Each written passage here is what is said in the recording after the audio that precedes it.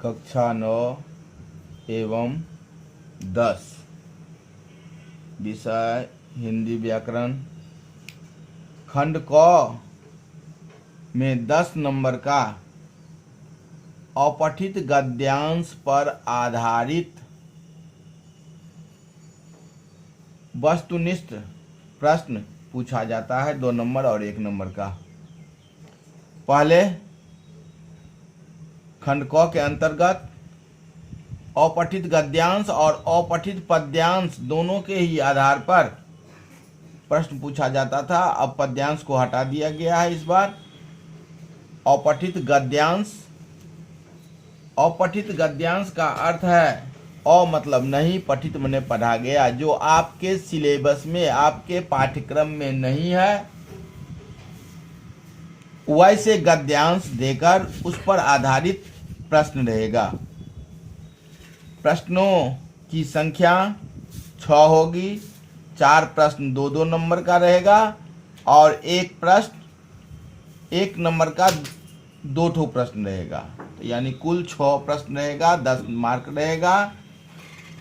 अपठित गद्यांश जो आपके पाठ्य पुस्तक में नहीं है, कहीं से भी दिया जा सकता है, उस पर आधारित प्रश्न पूछे जाएंगे।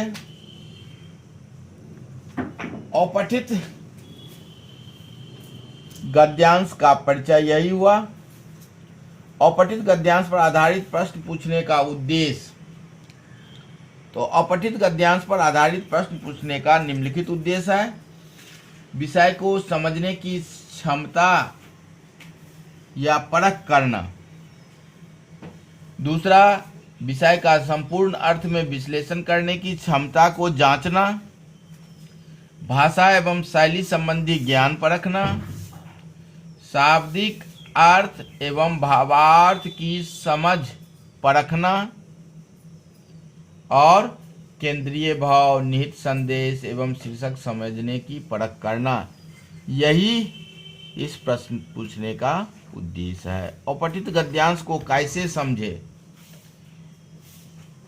अपठित गद्यांश को भली प्रकार से पढ़ना चाहिए ताकि दिए गए अंश का मूल भाव और अन्य बातें सरलता से समझ में आ जाए। यानी ठीक से पढ़ना चाहिए।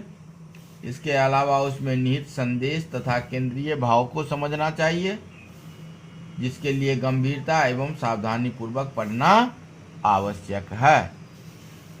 यानी अपठित गद्यांश हल करने से पहले उनको सावधानी पूर्वक समझना चाहिए, पढ़ना चाहिए और उसके उद्देश्य को जानना चाहिए। अपठित गद्यांश पढ़ने का उद्देश्य। अपठित गद्यांश को कैसे समझे? अपठित गद्यांश हल करने में सहायक तथ्य। तो अपठित गद्यांश को हल करने में जिनकी आवश्यकता होती है,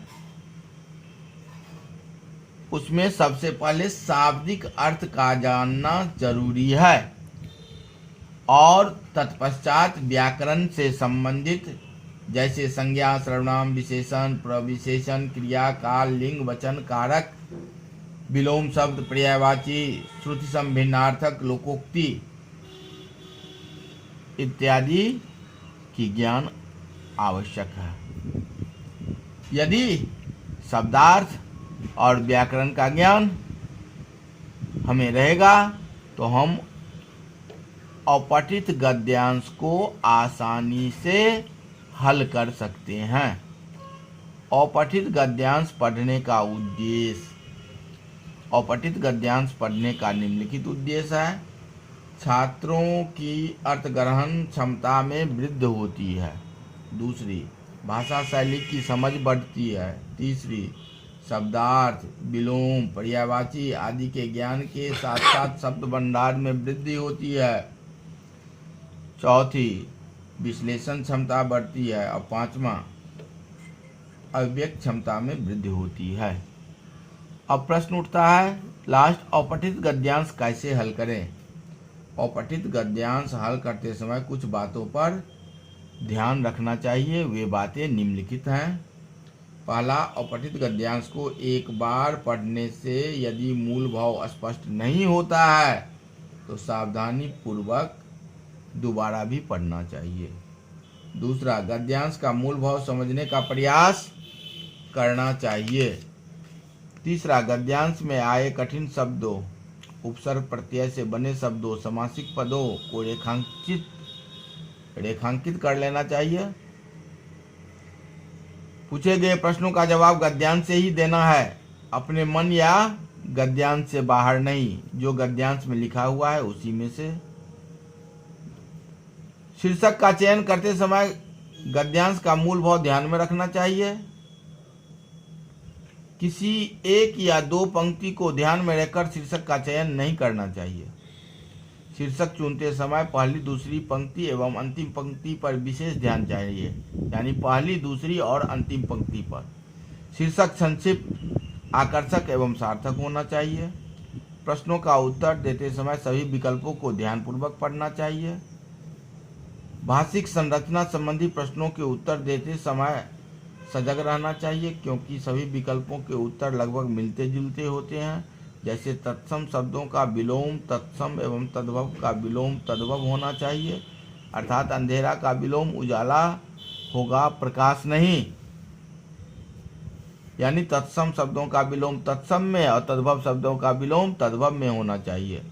जिन प्रश्नों के जवाब नो आ रहे हो या कठिन लग रहे हो, उन प्रश्नों को 2-3 बार पढ़कर उत्तर ढूंढने चाहिए। इससे प्रश्न सरलता से हल हो जाते हैं। तो इन बातों पर ध्यान देने से अपठित गद्यांश का हल हम आसानी से कर सकते हैं और 100% अंक परीक्षा में ला सकते हैं।